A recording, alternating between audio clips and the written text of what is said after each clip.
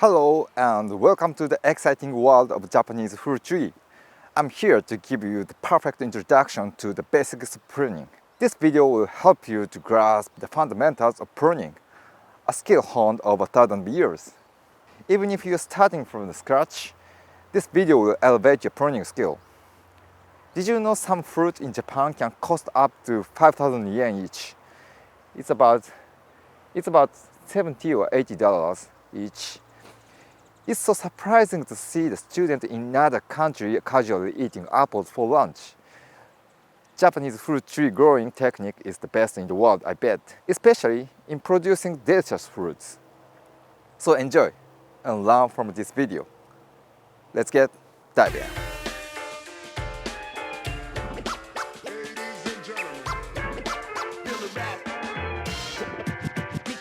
Fruit trees have their own unique biology, but basic principles are the same. Without understanding a tree's biology, you can't prune effectively. If you don't know how to prune, it's better not to cut the trees at all. Many people think pruning leads to more fruits, but incorrect pruning can harm the taste and even stop fruit production. Many trees in your garden might not need any cutting at all. For example, this image probably shows a plum tree or something. No strong branches. Weak ones grow just a few centimeters each year and then stop. Every year, this tree gets more weak branches.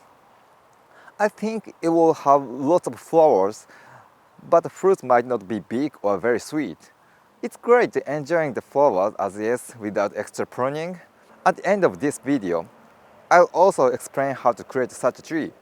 But mainly, I'll talk about how to prune for bigger and tastier fruits in large amounts. When you start pruning, the question of what to cut first arises. First and foremost, it's crucial to consider the structure of the tree. No matter how you prune the tip parts, if the original structure isn't good, it won't bear good fruits. The structure is incredibly important. Even if you read pruning books or searching on internet, you will first find the discussions about the framework. The reason this is written first is because of its great importance. How the tree's structure is formed completely changes how you should cut the tips. Many people find the explanation of structure confusing, so they neglect it and just trim the tips a little instead. However, if the structure is poor, no matter how much you work on the tips, it won't make sense.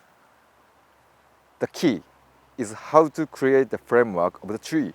The ideal framework has a trunk growing from the ground, with the main branch forking off from there.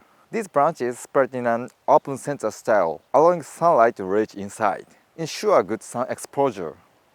Having 3 or 4 main branches is fine, but in Japan, it is said that having 2 main branches is the most understandable. Although this is the ideal, it's not common for garden trees to take this perfect structure. However, what you need to do is decide on these main branches. These main branches are like the king. It's king. Protecting this king is the most important part of tree pruning. First, you must decide in your mind that this branch is the king. Without this mindset, you can't begin pruning. For example, this persimmon tree is quite open, so it's easy to work with. First of all, decide on the main branches. Decide that this will be the framework you use for life. Another one. This tree has branches growing upwards, but since I don't want to prune or harvest at high place forever, so you can remove them. How about using 2 branches that extend lower down and another 2 from the bottom as the framework? It is important whatever you make this decision in your mind. If you plant in a narrow space like this, it's fine to grow the main branch straight up in central leader.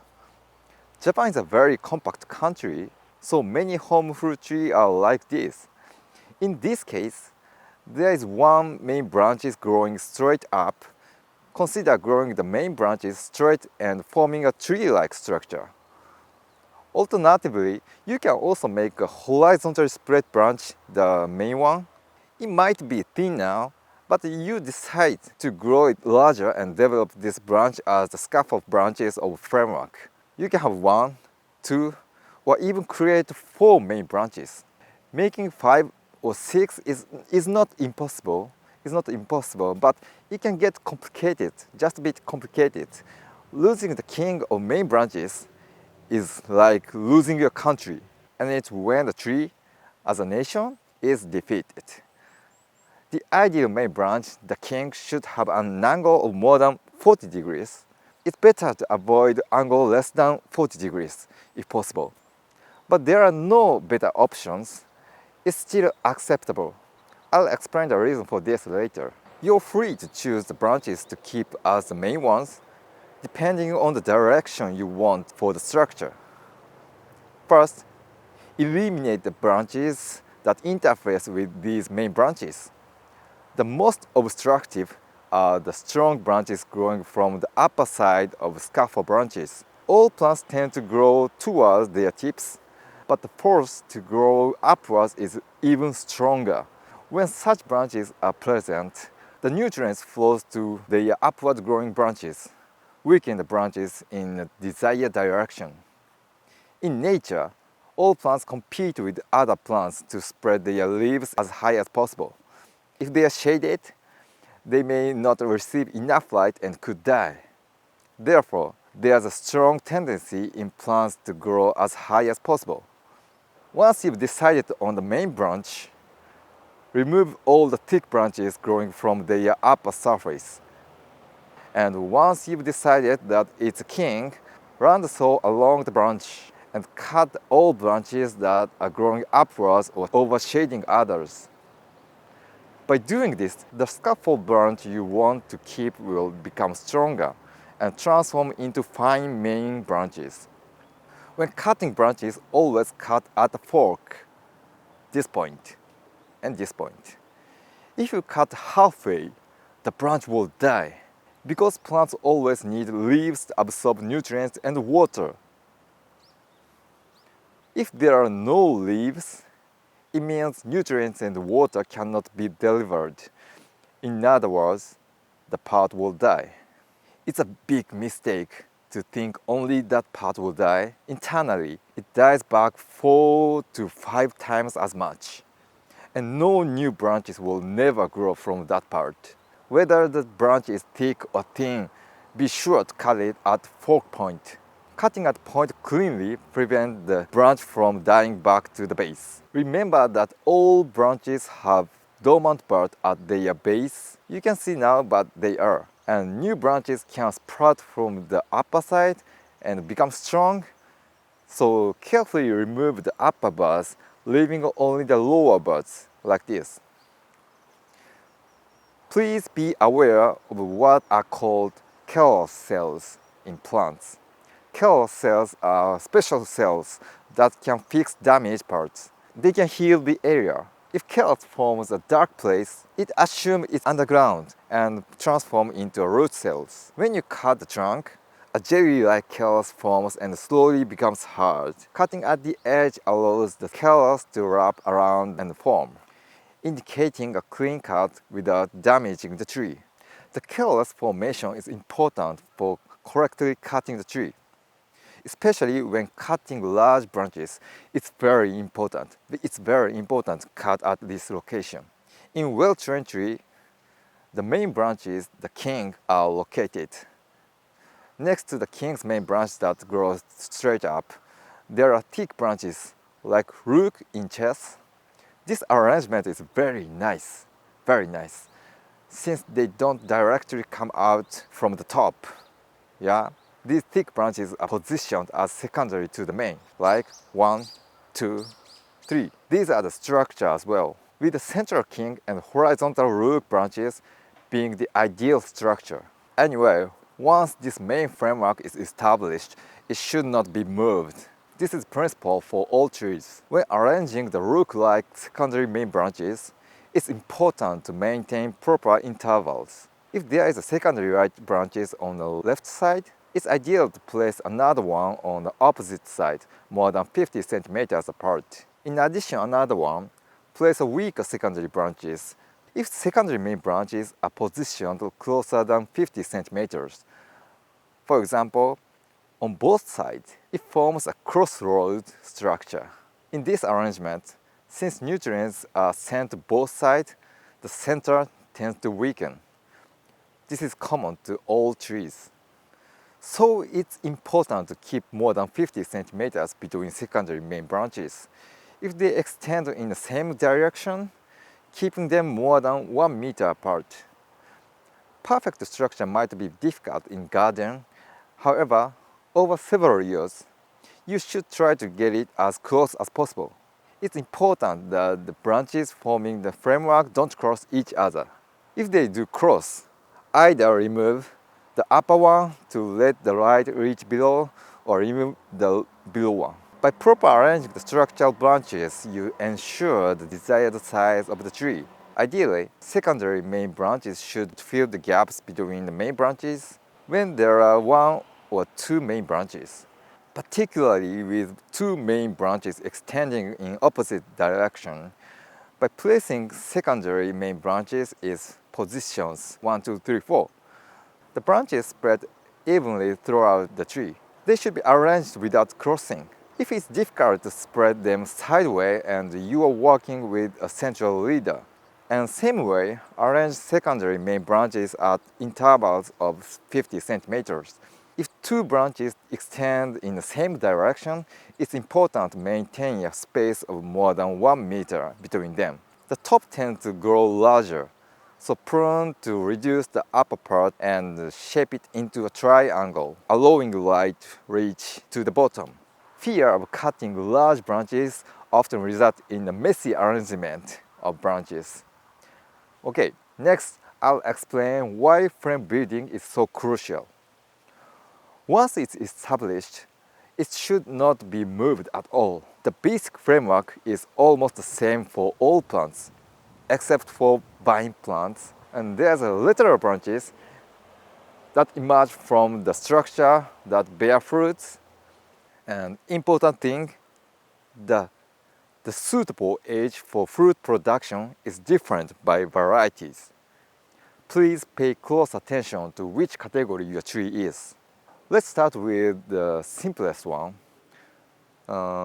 grape types. Grape type tree, like grapes, kiwis, and figs too. For grapes and figs, the most productive age for the lateral branches is their first year. In Japan, a long straight structure is preferred.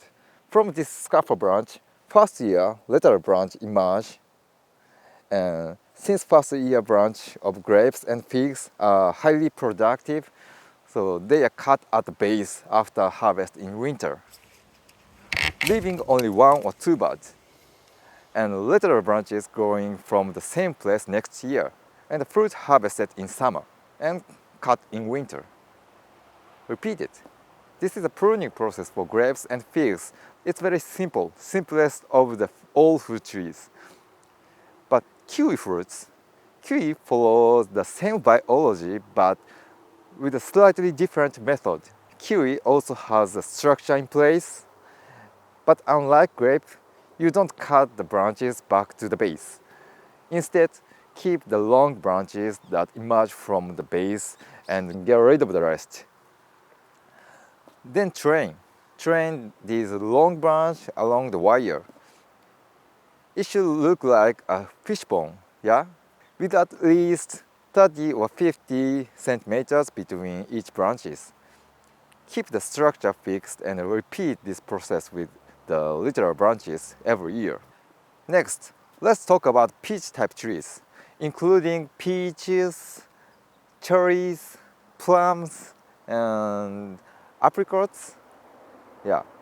For these trees, the productivity of the branches is highest from the second to the first year.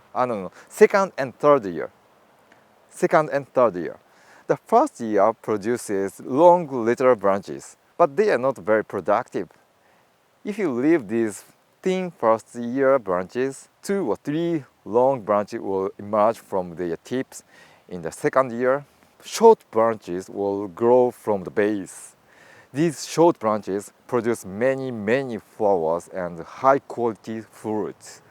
First year branches aren't very productive, but in the second and third years, they produce many short branches which are highly productive. Keeping just one of these tip branches increases productivity in the second and third year. However, after 4 years, these short branches dry up and disappear. To prevent the tree from becoming too crowded, you have to remove these branches after 4 or 5 years. Instead, new first year branch emerge from the base, renewing the lateral branches in 4 or 5 years. The ideal tree has plenty of new first year branches and highly productive second and third year branches at the same time. After 4 or 5 years, cut branches from the base. Switching to a new first and second year branches, this way, fruit trees are managed over several years. Planning for the next year and the year after, keep the structure fixed and repeat the process with the lateral branches every year.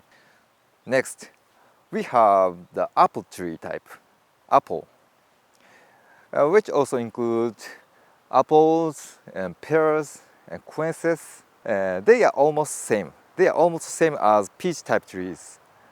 But pears and apples, their branches have a long productive period. It's very long. From the third to 10th year, some varieties peak in third year, their third year, while others may remain productive for up to 10 years. In the first year, only the bud at the tip of the long branch will bloom. But fruit from this bud is not tasty. These trees are grown until the lateral branches reach their most delicious stage in the third year. For long-lasting varieties, these branches are used for up to 10 years. Therefore, apple type tree have a long update frequency, one of the more challenging trees to prune. The concept is similar to the peach tree. Next is citrus type. I'm not very familiar with tropical fruit trees as Japan is not a tropical region, but citrus fruits are commonly grown in Japan. For the citrus type, fruit is produced on only the second year branches. Branches that bore fruit this year will not bear fruit next year, but the branches that didn't bear fruit this year will next year. Okay? Therefore, it's recommended to prune every 2 years rather than annually. Citrus tree always bear fruit at the tip, causing the branch to sag under the weight. If the branches sag too much, you might need to prune them. Remember that over pruning more than 20% of an evergreen tree can weaken it, unlike the deciduous tree. Lastly, we have the persimmon tree, persimmon type, major fruit in Asia. In Japan, persimmon and chestnuts is this category. These trees are productive on branches older than 1 year. But since the first year branches are also excellent, they are updated annually if possible. However, it's fine to grow lateral branches for 2 or 4 years. Be careful, persimmon branches have flowers only 2 or 3 buds at the tip. Never do head cutting. Just thin out and keep the interval of branches about 30 centimeters. So you see how important the structure is. Once the scaffold branch is established, advanced pruning is performed annually. If the structure isn't properly completed, that's the first thing to work on. While annual pruning and technique are important, they are meaningless without a well-formed structure. Even if you prune carefully, if the scaffold branches overlap and create shade, good fruit will not grow. In addition to the structural branch and the lateral branch, there are one more branch. It's this. Very strong and vigorous branches in the first year. They are vertical and strong branches. I'm not sure what you call them, but I don't know, excessive growth branches, water sprout, shoot, sucker. Anyway, talking about thick branches, these vigorous branches, I call this vigorous branches. Okay? For example, consider the plum tree in your garden. The structure is already completed, but it's a bit complex. It receives plenty of sunlight, so it's okay. From there, strong vertical branches grow, but they are mostly vigorous branches. It's important not to cut these vigorous branches too short, just like this. Never cut head cutting, because they are in the way. Don't cut like this. Vigorous branches usually grow from the upper side of the main branch, trying to become taller than the other plants. It's not good to cut these branches halfway. They need to be cut from the base, just thin out. Okay? Cutting the vigorous branches that were receiving a lot of nutrients will only result in more growth, like this.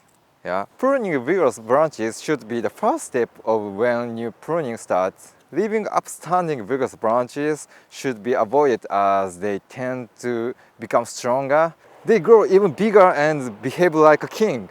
He says, I'm king. Creating shade and high positions and dying out all the branches below. If you thin out these branches from the base, leave only weak branches, management will be so easy. Completely removing all vigorous branches from their base, it might sometimes leave tree bare, nothing left. Then, vertical vigorous branch can be calmed by pulling them down, like this. Not about vertical. Bend and train, like this. By pulling the branch down, the tree will start to produce more flowers and fruits here, and the short branch will sprout here. Wow. Pulling them down encourages fruiting.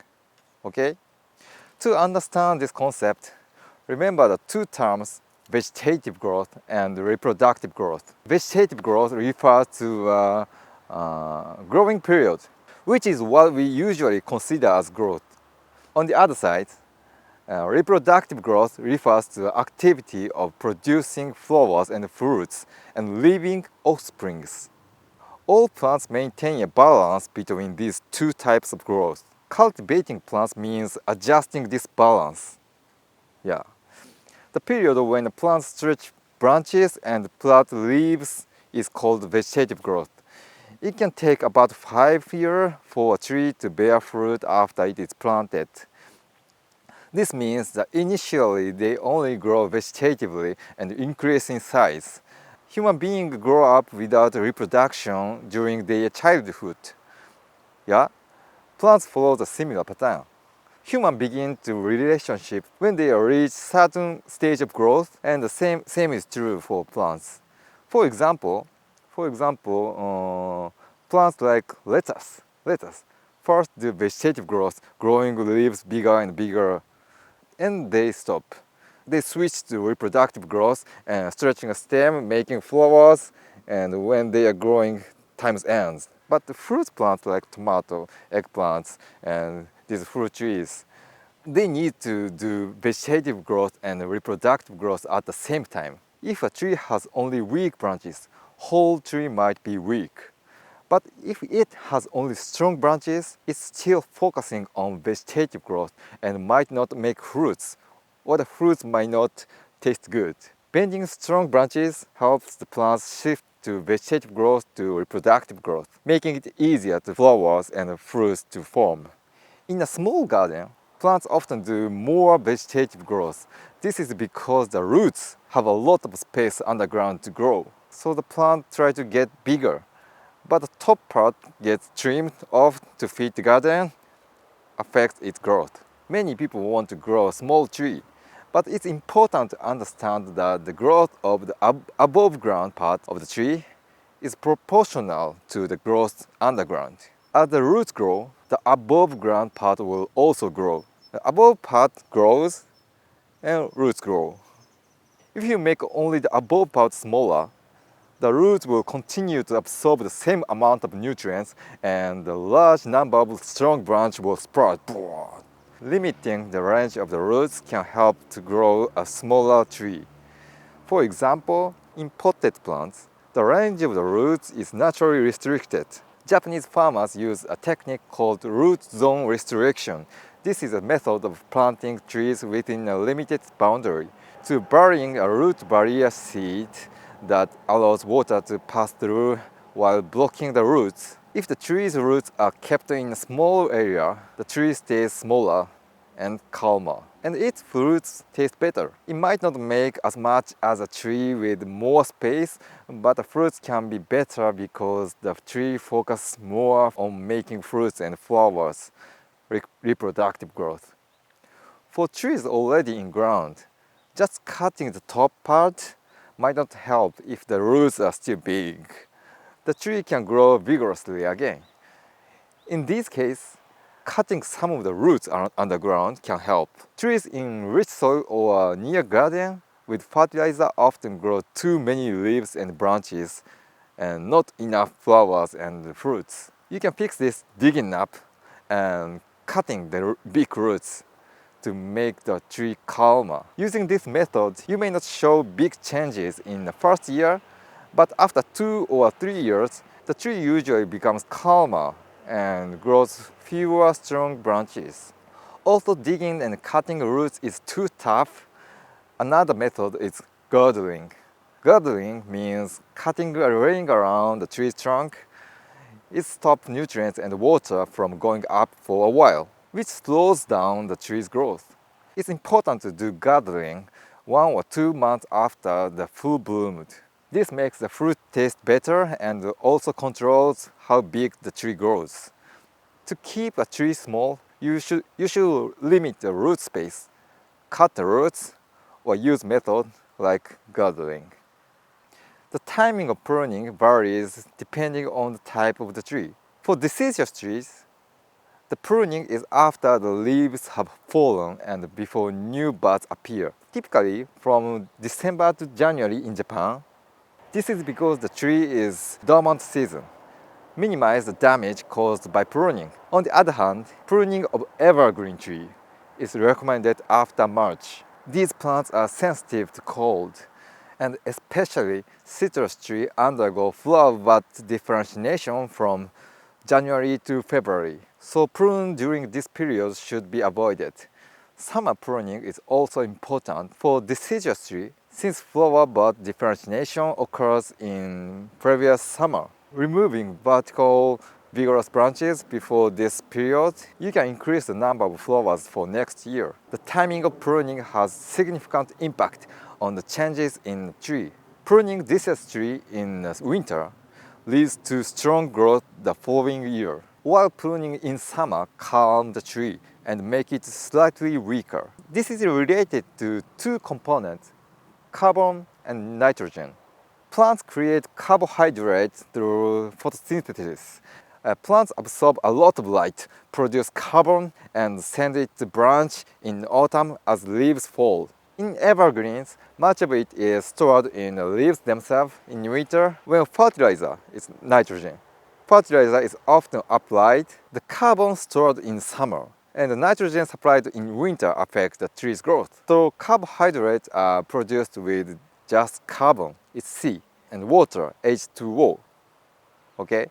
But amino acids, which form proteins, also require nitrogen, it's N.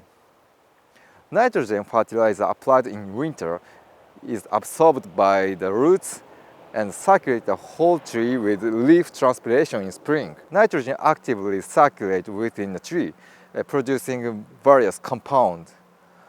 Nitrogen is important for the composition of leaves. Fertilizing makes the leaves lush and healthy. Lush leaves perform photosynthesis, sending sugar to the fruits,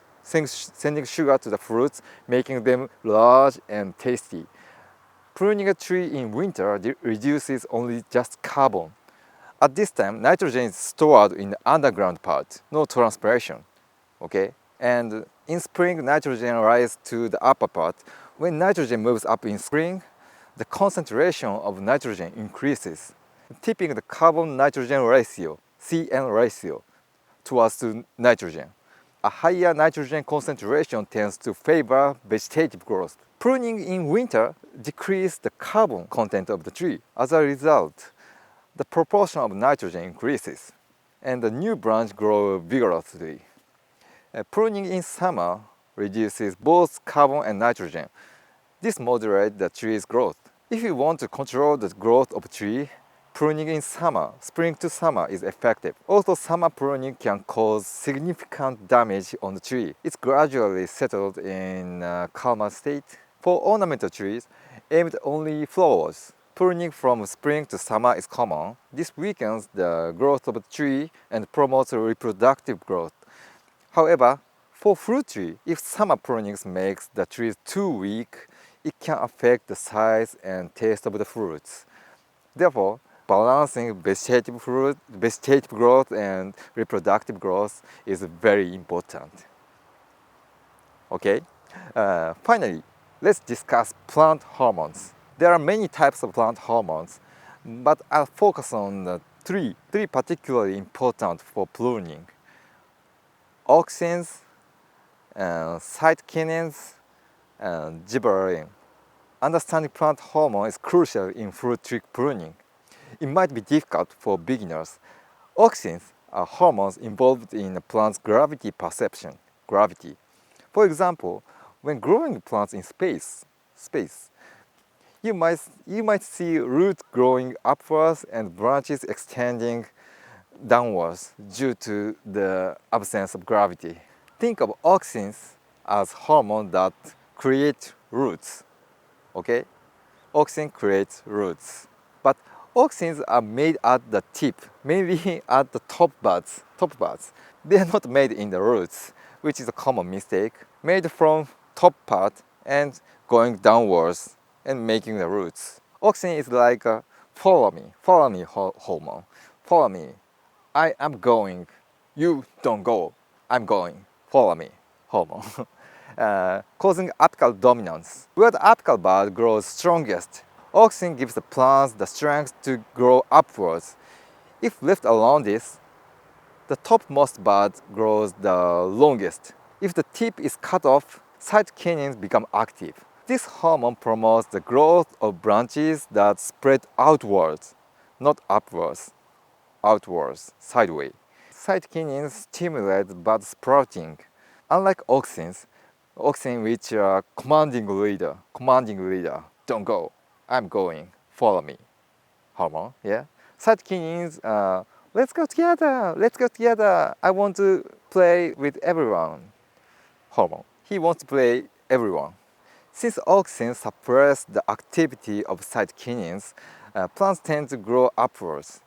But cutting at the tip weakens the influence of auxins and activating cytokinins and allowing branches to spread sideways. When you're planting a fruit tree, cutting at the tip changes the angle of spreading of branches, making them spread out more easily. If you have a long branch, just cutting at the tip little to activate cytokinins, making it easier for many branches to sprout.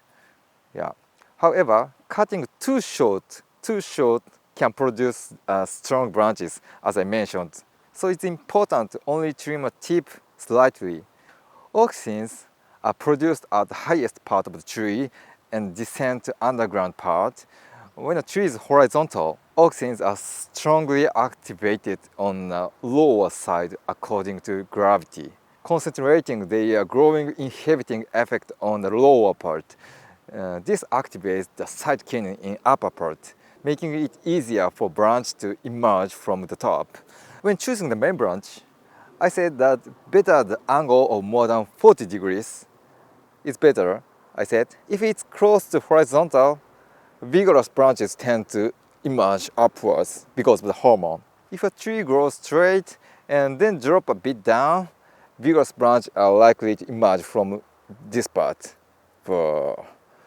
This is due to hormone balance issue. And last one is gibberellin. Gibberellin is a hormone normally used to make grapes seedless. They are like hard-working type of hormone. I'll do my best hormone. Yeah.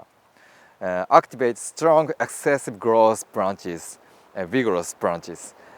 They get activated by absorbing lots of fertilizer and even water. It's playing a role when plants lean towards the vegetative growth. When gibberellin is active, it means the plant is absorbing a lot of fertilizer or water from the roots. This hormone is available at home center. You can buy it. When you apply it to the base of the branch in spring, it makes branch grow vigorously. Understanding the function of auxins, cytokinins, and gibberellin, as well as balance between vegetative growth and reproductive growth, can deepen your garden knowledge. Yeah? Okay. If you found this video interesting, please subscribe to the channel and leave a comment. I usually talk in Japanese, but if there are lots of interest, I might try to make them in English. Okay? Bye.